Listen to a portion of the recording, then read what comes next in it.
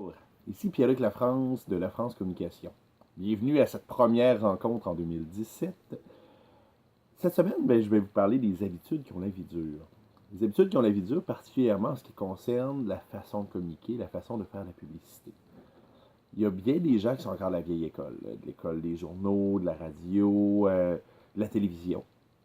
Et attention, je ne vous dis pas que c'est inutile, qu'on n'en a plus besoin maintenant.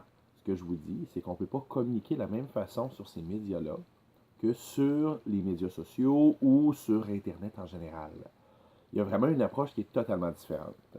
Avec les journaux, la radio, la télévision, c'est un message à sens unique. Je te dis ce que je veux que tu saches.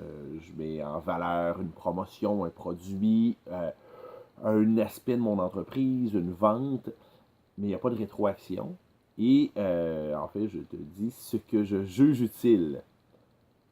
Dans les médias sociaux, sur le web, l'approche est complètement différente. Là, il peut y avoir une conversation dans les deux sens. Il y a une rétroaction qui est là. On invite les gens à communiquer, à partager, à dire ce qu'ils en pensent.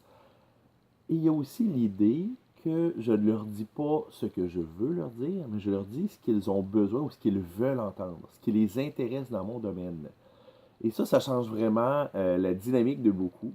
Dans une stratégie de contenu, là, c'est vraiment un point important, j'y reviens souvent, d'être capable de bien comprendre sa clientèle pour être capable de s'adresser à elle de la bonne façon et de lui dire des choses qui l'intéressent vraiment.